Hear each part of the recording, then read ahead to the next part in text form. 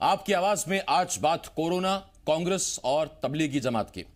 मध्य प्रदेश में कोरोना के मामले लगातार बढ़ते जा रहे हैं। अब तक एमपी में 2900 से ज्यादा कोरोना के मामले सामने आ चुके हैं, जबकि अब तक 165 लोगों की मौत हो चुकी है।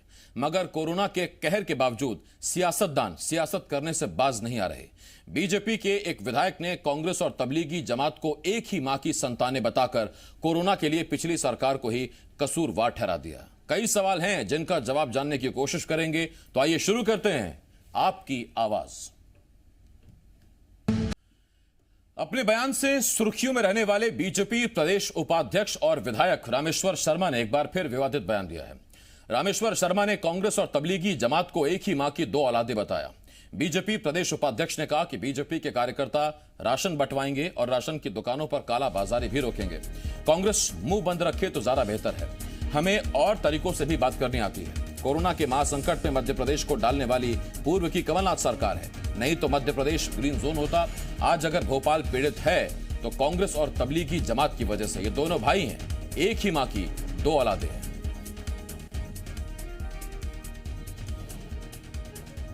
मध्य प्रदेश ग्रीन जोन होता। आज अगर हम भोपाल में पीड़ित हैं तो कांग्रेस और जो तबलीगी जमात है, ये दोनों भाई हैं, एक ही मां की दो औलाद हैं, उनके कारण आज हम मुसीबत में। और कांग्रेस मुंह बंद रखे तो ज्यादा बेहतर होगा, अन्यथा फिर हमें उनका और भी तरीके और भी बातें बताना हमको आती है। बीजेपी विधायक रामेश्वर शर्मा के बयान पर सियासत शुरू हो गई है। कांग्रेस ने बीजेपी पर बेवजह राजनीति करने और बीजेपी नेताओं के अलग अलग बयानबाजी करने की बात कही। वहीं बीजेपी का कहना है कि वो बिना तथ्यों के बात नहीं करते। कोरोना फैलाने के लिए कांग्रेस और जमात जिम्मेदार है। मध्य प्रदेश के मुख्यमंत्री कह रहे हैं कि जो इंदौर में सीए की रैलीज हुई थी उसके कारण कोरोना फैला है। मध्य प्रदेश के जो हमारे भारतीय जनता पार्टी के अध्यक्ष हैं नयना बेले, वो ये कह रहे हैं कि साहब कमलनाथ जी ने कोरोना फैला दिया है। तो भारतीय जनता पार्टी को एक बैठक करके और ये तय कर लेना चाहिए कि कोरोना किस कारण से फैला है। किसी एक ही कारण से फैला होगा और सब कारणों से फैला नहीं होगा, तो ये एक बैठक कर लें। और देखिए, भारतीय जनता पार्टी के जो भी आरोप है उनके पीछे हमारे पास तथ्य हैं, हमारे पास बुनियाद है और हमारे पास सबूत हैं। कमलनाथ जी ने जिस तरीके से बचाव के कार्य नहीं किए, कांग्रेस पार्टी ने जिस तरीके से प्रश्रय दिया, इससे साफ है कि सबका सब आपस में एक बड़ा गठजोड़ करके बैठे हुए हैं। जिस तरह का प्रयास ये पूरी बिरादरी ने किया था, ये जनता को तबाह करने का पूरा कोशिश थी और कांग्रेस पार्टी इस कोशिश को हमेशा साथ देती है और साथ में प्रश्रय भी देती है।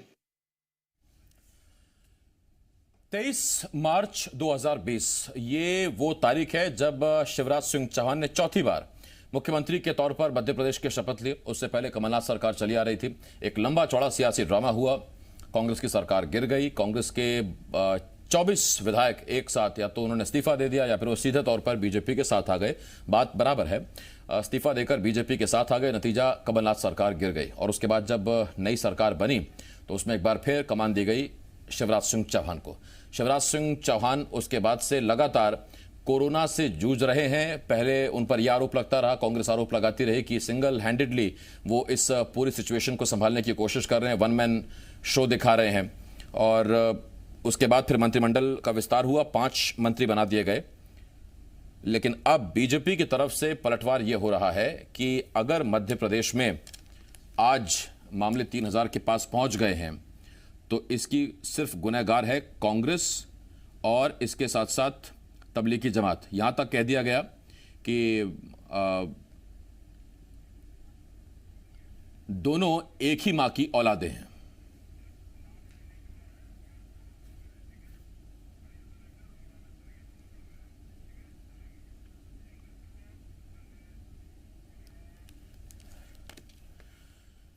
और इस वक्त हमारे साथ मध्य प्रदेश बीजेपी के उपाध्यक्ष, हुजूर से बीजेपी के विधायक रामेश्वर शर्मा जी मौजूद हैं और हमारे साथ हरीश दिवेकर एसोसिएट एडिटर हैं जी मध्य प्रदेश छत्तीसगढ़ के, हम हमारे साथ जुड़ रहे हैं। मैं आप दोनों का बहुत स्वागत करता हूं और कुछ देर में कांग्रेस की तरफ से हमें कुणाल चौधरी ज्वाइन करने वाले हैं, विधायक हैं, युवा विधायक हैं, हमें ज्वाइन करने वाले हैं।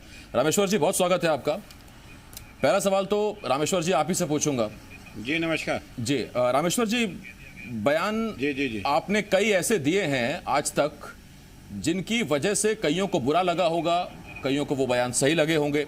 आज एक बयान आपने फिर दिया, आपने कहा कि कांग्रेस और तबलीगी जमात एक ही मां की संतानें और दोनों ने ही कोरोना फैलाया है। तो इसमें किसको, जिसको बताए किसको बुरा लग गया, मैं उससे माफी चाह लेता हूँ कि बुरा ना लगे उनको। आपके इस और आप बयान बताइए कि ये जो हिंदुस्तान में कोरोना फैला है जी, अगर ये कोरोना फैला है तो बताइए कौन गरीब के कारण फैला है, किसके कारण फैला है? और अगर कोरोना फैलाने वालों की कोई निंदा नहीं कर सकता तो वो क्या है, जरा वो बता दीजिए।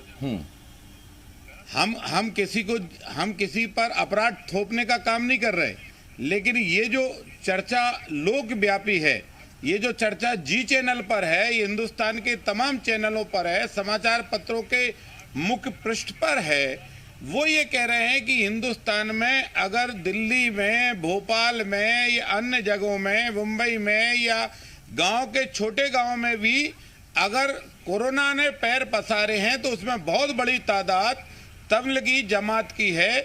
और जमात के लोगों से बार बार आग्रह करने के बाद भी उन महापुरुषों ने अपना चेकअप नहीं कराया, उनको जेल नहीं भेजा जा रहा था, उन पर कोई कानून का शिकंजा नहीं कसा जा रहा था, उनसे हाथ जोड़कर यही प्रार्थना करी जा रही थी कि तुम भी जिंदा रहो, तुम्हारी औलाद भी जिंदा रहे और तुम्हारे अड़ोस पड़ोस भी जिंदा रहे, गांव मोहल्ला भी जिंदा रहे।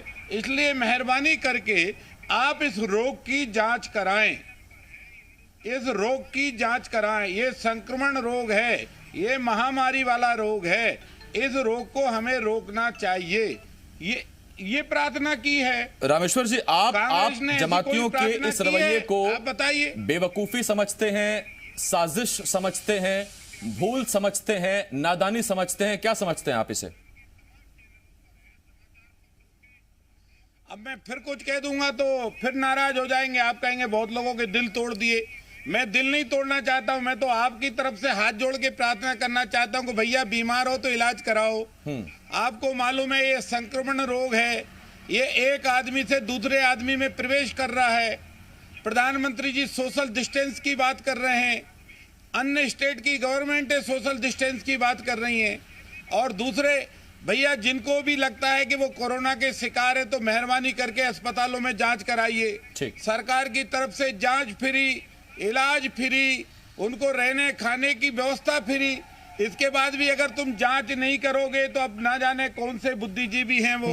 एक छोटा सवाल मैं आपसे और पूछता हूं रामेश्वर जी, उनको प्राप्त है, ना जाने किस। जी रामेश्वर जी, आप ही के बयान पर बीजेपी की जो प्रतिक्रिया आई उसमें उन्होंने कहा था कि हम तथ्यों के आधार पर बात करते हैं।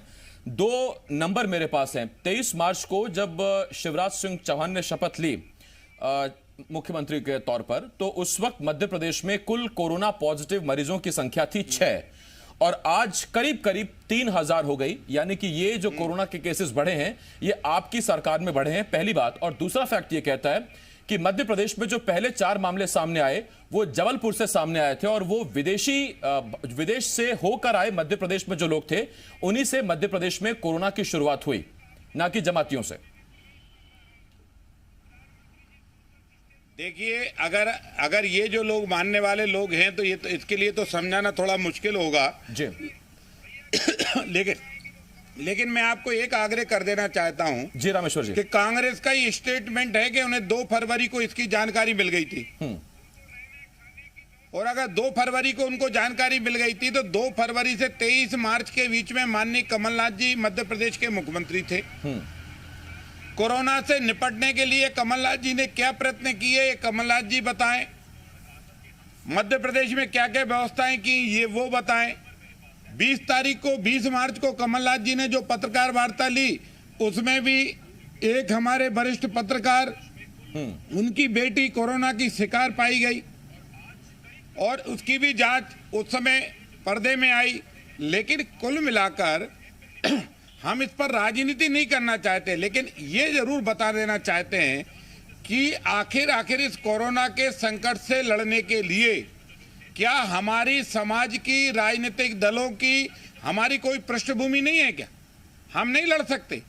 हम निवेदन नहीं कर सकते कि मेहरबानी करके जमातियों भाइयों खूब नमाजें पढ़ो, लेकिन नमाजें तो तब पढ़ोगे ना जब सुरक्षित रहोगे, इबादत तो तब करोगे जब इबादत करने योग्य रहोगे। और इसलिए स्वस्थ रहो, मस्त रहो, पर इलाज करा लो। ये बात कहने में क्या बुरा है? कांग्रेस ने ऐसी कोई बात नहीं की। और जिस तरह का सारा जो माहौल बना जी, उस माहौल को हवा देने का काम किया। रामेश्वर जी आता हूं आपके पास। उस माहौल को केवल हवा देने का काम किया जी। कांग्रेस की तरफ से कुणाल चौधरी हमारे साथ जुड़ गए हैं। रामेश्वर जी मैं लौट रहा हूं आपके पास। अब जब आपने कांग्रेसियों को जमातियों का भाई बताया तो मैं जरा पूछ लूं, कुणाल जी ये रिश्ता पहले नहीं पता था हमें कि तबलीगी जमात और आप भाई भाई हैं, एक ही मां की संतानें हैं। रामेश्वर शर्मा जी ने ये रिश्ता उजागर किया आज। देखिए, इस हिंदुस्तान के हर आम नागरिक के साथ, हर व्यक्ति के साथ, हर गरीब के साथ, हर मजदूर के साथ कांग्रेस का रिश्ता है। और ये देश 47 में आजाद हुआ था, उसके बाद लगातार हम लोगों ने इस देश की उन्नति, तरक्की और हर चीज के अंदर, और जब परेशानियां आई, दिक्कतें आई, इस देश ने मिलकर उन दिक्कतों को दूर करने का काम किया। पर जो नफरत की राजनीति, जो घृणा की राजनीति, और यही कारण है कि ये नफरत और घृणा फैलाने के चक्कर में जो मूल हम लोगों को ध्यान मध्य प्रदेश के अंदर और देश के अंदर रखना चाहिए, उस ओर ध्यान नहीं रखते। आज जिस प्रकार से जो आपने आंकड़े बताए कि कमलनाथ जी थे तब तक कितने थे, उसके बाद कितने हुए, आज इन्होंने यहां पे तगलीबी जमात और इसके ऊपर आरोप भर दिए। तो क्या अगर गुजरात के अंदर हो रहा है, और जो वहां पे अहमदाबाद जहां पे 4000 से ऊपर केसेस अकेले अहमदाबाद में हो गए, तो क्या वो नमस्ते ट्रंप के चक्कर में नहीं हो रहा है? ये बीमारी सही कहा इन्होंने, ये गरीब नहीं लाया, ये हवाई जहाज से लाया, प्लेन से लाया, वीजा के द्वारा लाया। ये वीजा दिया किसने? तबलीगी जमात ने अगर गलत किया बिल्कुल उसका भी, पर परमिशन किसने दी? महाराष्ट्र के गृह मंत्री ने बड़े अच्छे सवाल उठाए कि तबलीगी जमात को परमिशन किसने दी 14-15 तारीख को, जब 16-17 का उनका गुजरात महाराष्ट्र का कार्यक्रम था, तब उन्होंने उसको महाराष्ट्र सरकार ने परमिशन नहीं दी। पर दिल्ली के अंदर परमिशन किसने दी? कौन की सरकार है? ये बताने का काम करे। क्या नमस्ते ट्रंप के चक्कर में, जब 30 तारीख को पेंडेमिक, और मैं बता दूं कमलनाथ जी ने कल स्पष्ट कर दिया, जो वहां यहाँ पे प्रतीक हजेला यहाँ के हमारे कमिश्नर थे, 28 तारीख को कमलनाथ जी ने 28 तारीख को पहली बैठक ली, 30 तारीख को WHO ने उसको करा कि ये एक वैश्विक बीमारी है। तो राहुल जी ने जब ट्वीट करा तो स्वास्थ्य मंत्री देश के इधर उधर की बात कर रहे थे कि बोले राहुल गांधी WHO से ज्यादा जानते हैं और मध्य भारत को कोई टेंशन नहीं है। देश के अंदर आप वीजा देते रहे, लोगों को लाते रहे, इस देश के हवाई अड्डे थे वहां पे आपने प्रॉपर स्कैनिंग जो होनी थी वो काम केंद्र सरकार को करना था। आज अब ठीक कुणाल जी वही मैं सवाल आपसे पूछ रहा हूं। पहली बात क्योंकि कुणाल जी इंदौर के कलेक्टर मनीष सिंह, उन्होंने एक बयान दिया आपसे कुछ दिन पहले, उन्होंने कहा था कि ना तो एयरपोर्ट पर स्क्रीनिंग हुई, जिस तरफ आप इशारा कर रहे हैं, क्योंकि वहां बहुत सारे लोग जो कोरोना पॉजिटिव थे वो बाहर से हमारे यहां आए। उसके बाद उन्होंने यह भी कहा कि चूक उस लेवल पर तो हुई, लेकिन उसके बाद चूक इस लेवल पर भी हुई कि फिर उनको ट्रेस नहीं किया गया। यह जिम्मेदारी किसकी थी? देखिए, स्पष्ट है, बड़ी जवाबदारी भोपाल के अंदर अगर 100 से ज्यादा स्वास्थ्य विभाग के, जिसमें PS लेवल की, जिनका नाम क्या है, पल्लवी जैन जी, यहाँ पे डिप्टी PS के साथ 100 से ज्यादा 150 के ऊपर, जब तक कमलनाथ जी की सरकार थी कोई केसेस इस तरीके से, लगातार उसके बावजूद भी 3 तारीख को मीटिंग ली, जो एक मिस्टर बिकाऊ लाल इनके साथ गए, जो इंदौर के गुनाहगार जिनको माना भी जा सकता है, जो और भी थोड़ी बहुत तैयारियां और करनी थी, जिनका ध्यान देना था, वो 7 स्टार होटल में बैठे थे और उनको मंत्री बना दिया।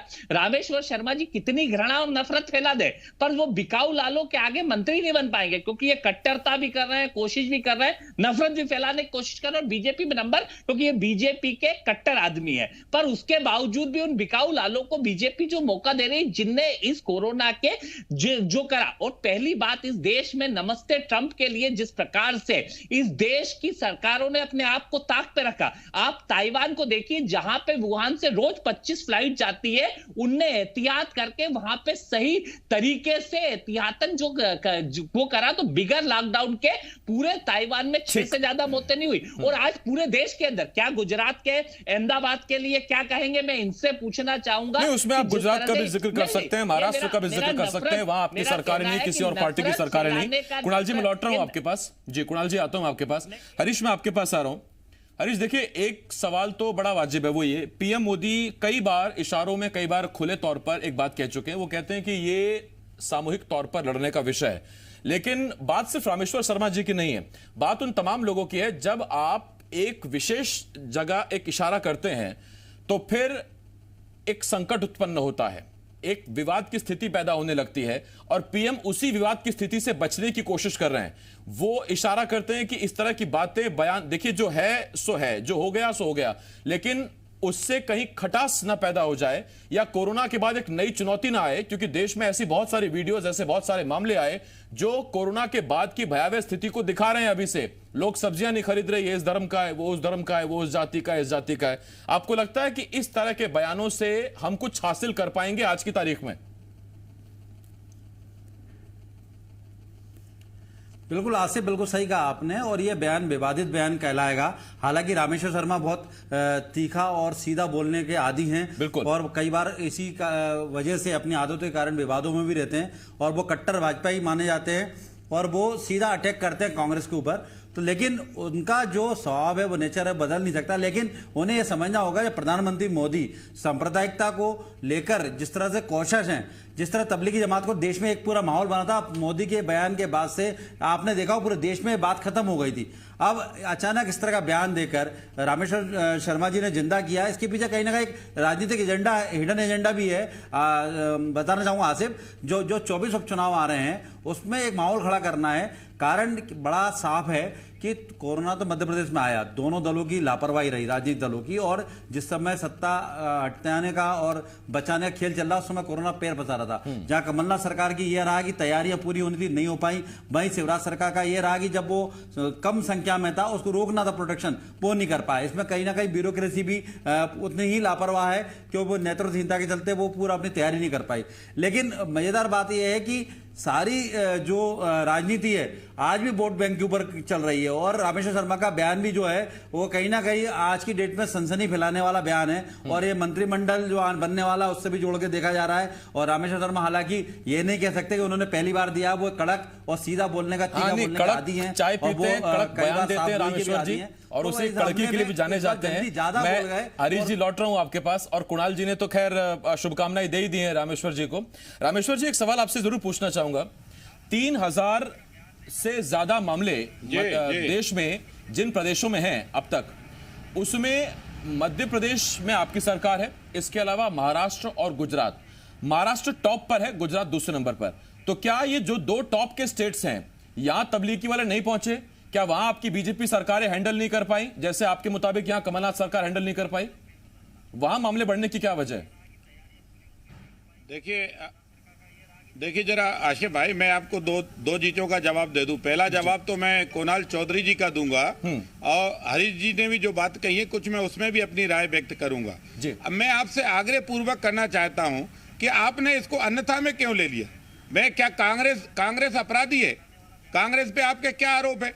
अगर मैंने कहा कि तबलीगी जमात और कांग्रेस एक माँ के दो बेटे हैं, तो इसमें क्या आपत्ति है? आप किसको आपत्ति है? वो कह दे कि हाँ तबलीगी जमात से हमें नफरत है, उनसे कहलवा दीजिए आप, अगर उनको नफरत है। उन्होंने तो पहले सवाल के जवाब में कह दिया है कि भैया जिस तरह ना तो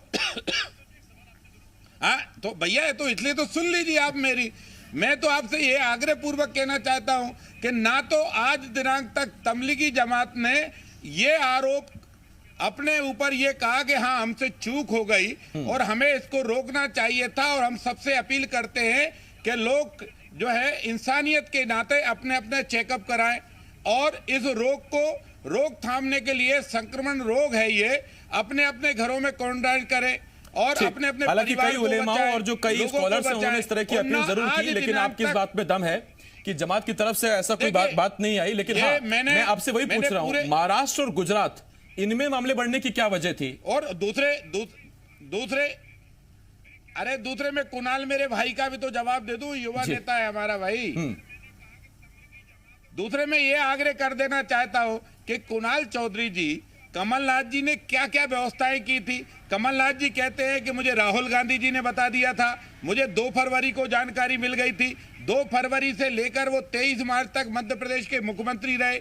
इंदौर में घटनाएं किस तरह घटित हो गई, इंदौर के एयरपोर्ट के बाहर जांचें क्यों नहीं की, भोपाल के बाहर जांचें क्यों नहीं की। और सबसे बड़ा सवाल हमारा ये उठता है कि भैया आप जो है लोगों को भड़काने की बजाय लोगों से ये आग्रह करना चाहिए कि भैया आज घरों में रहने की जरूरत है, लॉकडाउन का पालन करने की जरूरत है। आप तो कोई मजा उड़ाता है, प्रधानमंत्री दिया जला रहा है, इससे क्या थाली कोरोना पिटवारे, भग जाएगा? थाली पिटवारे, ताली ठीक बजा बात। रहे हैं, मेरे पास इससे क्या वक्त कम है और कोरोना जैसा भग रामेश्वर जी आपने जाएगा? कहा अरे आपके भैया, युवा भाई हैं, तो युवा को मौका देता हूं मैं। आपने जैसा कहा अभी, कुणाल जी मेरे पास वक्त कम है, कुणाल जी आपसे ही सवाल, आपके पास LIU है, आपके पास इंटेलिजेंस है, कुणाल जी, कुणाल भाई, रामेश्वर जी फिर वक्त खत्म हो जाएगा सर, आपका युवा भाई कुछ बोल नहीं पाएगा। एक आग्रह करना चाहता हूँ रामेश्वर जी, नहीं, अरे कुणाल बोलेंगे, आप टाइम दीजिए, वो अच्छे आदमी है, बोलने में बोल दीजिए। नहीं एक मिनट रामेश्वर जी, हमने बनाया कि तुमने बनाया, बताओ। अरे कुणाल जी एक मिनट रुकिए, आप एक मिनट रुकिए, मैं सवाल ही पूछ रहा हूं आपसे। आपके पास LIU है, आपके पास इंटेलिजेंस है, जबलपुर में 4 मामले एकदम से सामने निकल कर आए, भोपाल मामले बढ़ते चले गए, इंदौर मामले बढ़ते चले गए, आपको कानो कान खबर तक नहीं हुई। आप केंद्र के भरोसे बैठे थे क्या कि एयरपोर्ट पर रोकेंगे तो ही कोरोना रुकेगा, मध्य प्रदेश में नहीं रुकेगा नहीं तो? देखिए, केंद्र के एयरपोर्ट किसके अंडर में आता है ये सबको मालूम है, अगर इनको नहीं मालूम है तो थोड़ा सा इसके बारे में जानकारी ले ले। और लगातार उसके बाद प्रदेश के अंदर सारे होटल्स बंद कर दिए गए, प्रदेश के अंदर सारे सिनेमा, मॉल्स, जो एहतियातन कदम उठाने चाहिए थे मध्य प्रदेश के अंदर सबसे पहले कदम उठे।